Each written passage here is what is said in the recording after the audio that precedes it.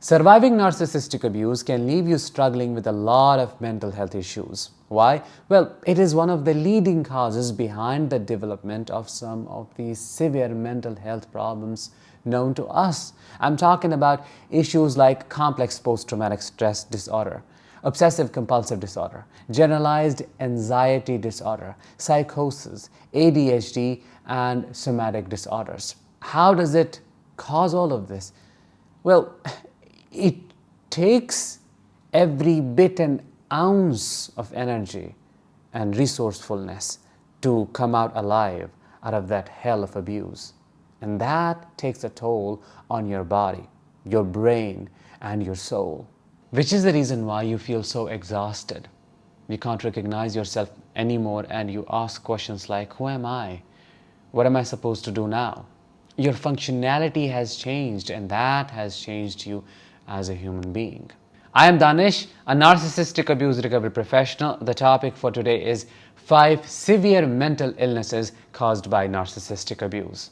Stay until the very end because I'm going to help you understand why your mental illnesses make sense, and they're not illnesses per se, but alterations. I'll also teach you how to reverse them and become whole again. Number 1, chronic anxiety disorders. What are they?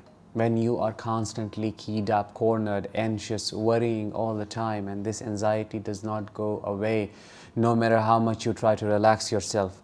You put on that relaxing meditation on YouTube or some other platform, but it doesn't do the trick. You take Xanax or other medications, but still your nervous system is not able to fully let go, and you are constantly spinning things in your head, which is called rumination. It's like a washing machine. Continuously you're trying to wash things, but that anxiety, that worry, the paranoia that comes with it, they don't go away. All of it is destabilizing. Why so?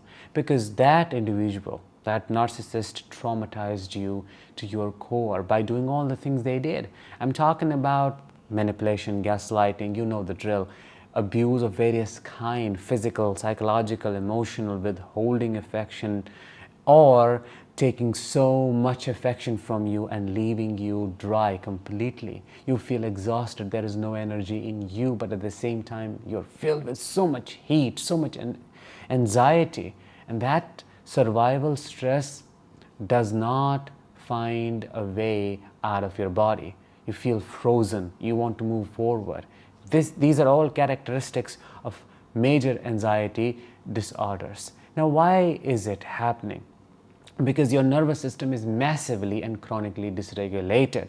It has been in a state of fight, flight, freeze for a long time, and now it has become your dominant state, which should not be the case. It has to be the opposite of it. Rest, digest should be your dominant state, and fight, flight, and freeze should take over occasionally. How did it become your dominant state? Well, you were in the presence of that predator, that animal, that tiger, that lion, 24/7. There was no break from it. There was no respite whatsoever. So your nervous system decided that this is what we have to do. We have to keep this person alive.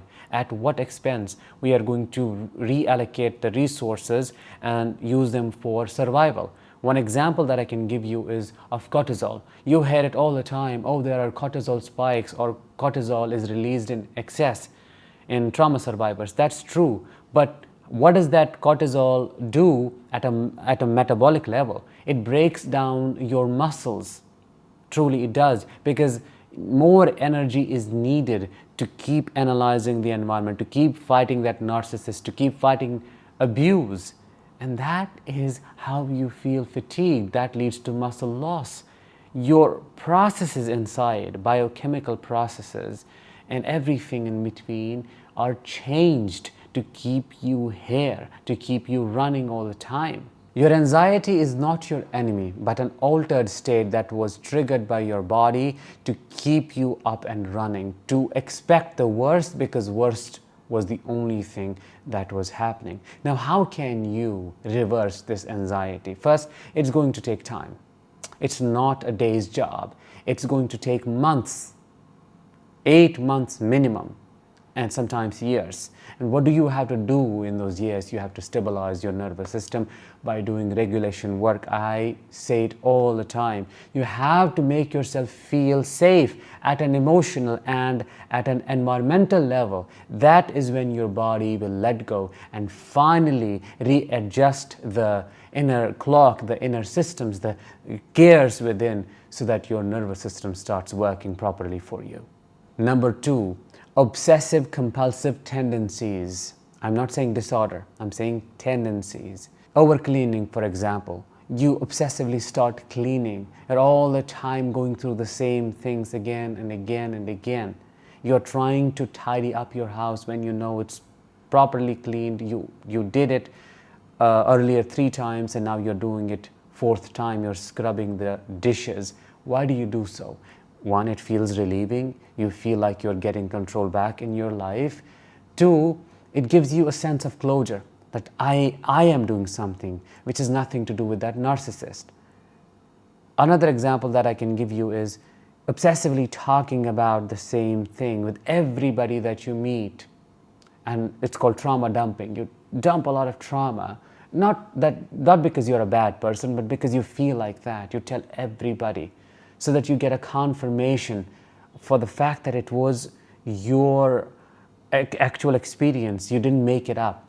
And why do you want that kind of confirmation? Well, that narcissist gaslit you into thinking you were making it all up. You were causing these issues on purpose. You were doing it. You were stirring trouble.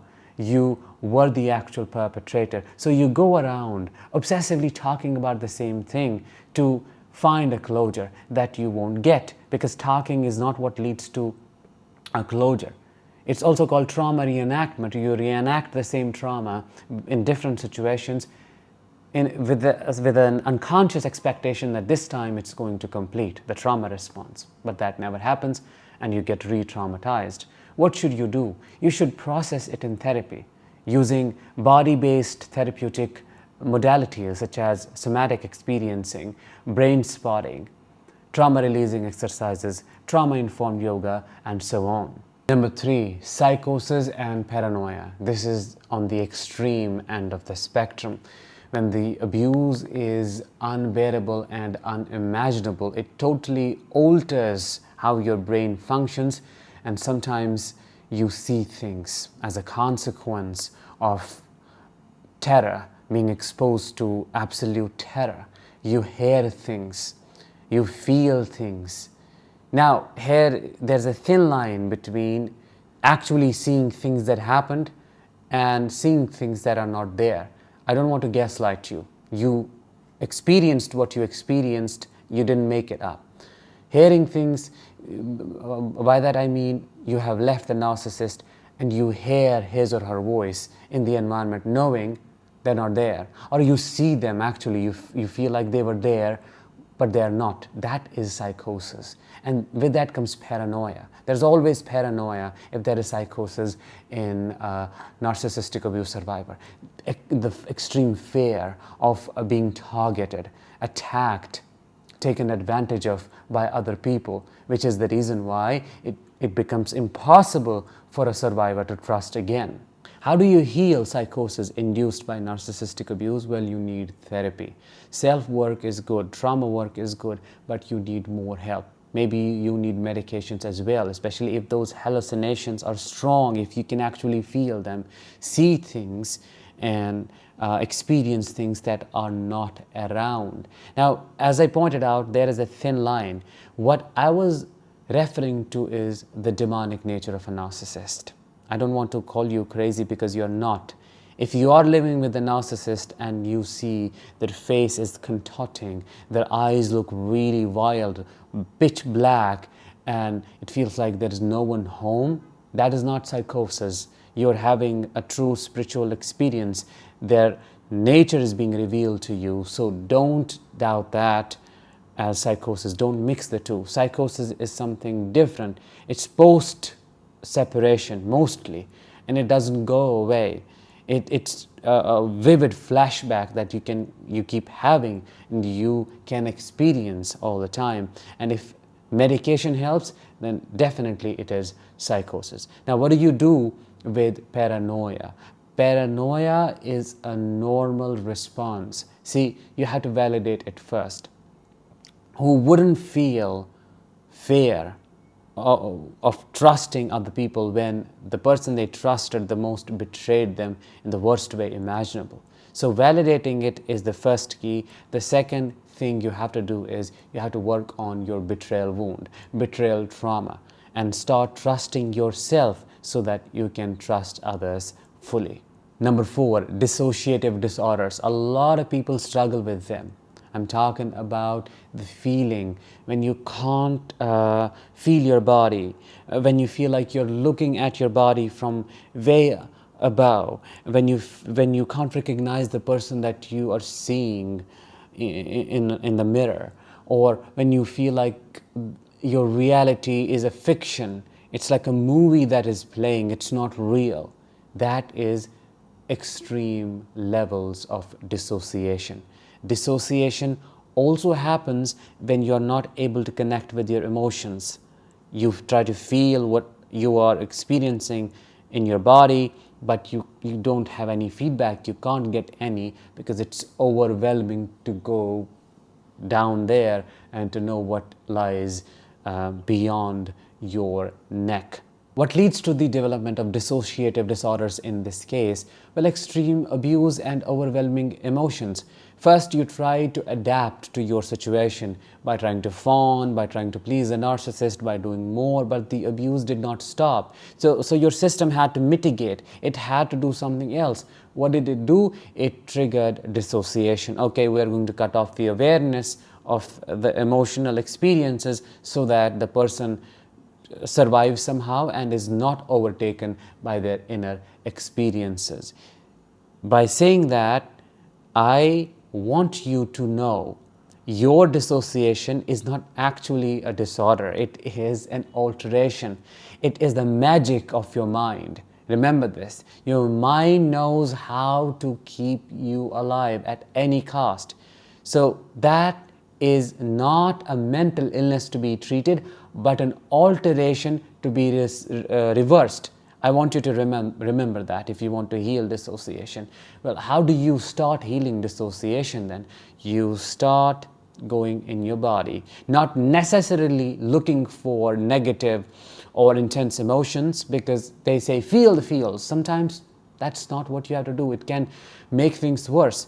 You just start with building awareness of your body, like simple sensations. When am I feeling hungry? How do I know I feel hungry? When do I feel thirsty? Do I even feel thirsty? How do I know I'm thirsty? What sensations do I feel in my mouth?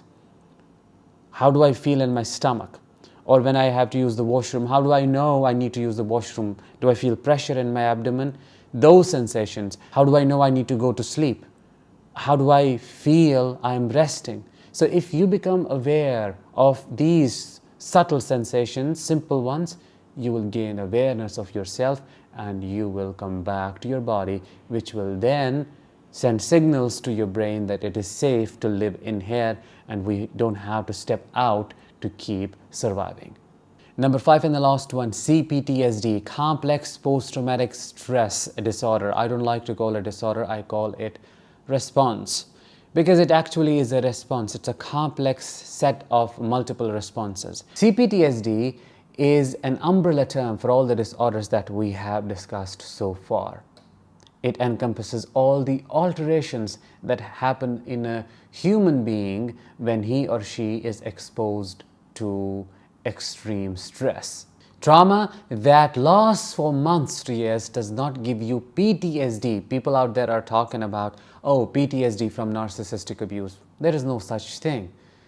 The only thing that makes sense in this context is complex post-traumatic stress. Why? Well, PTSD is applicable to those individuals who have been exposed to one singular traumatizing event, which could be a car accident or somebody's death.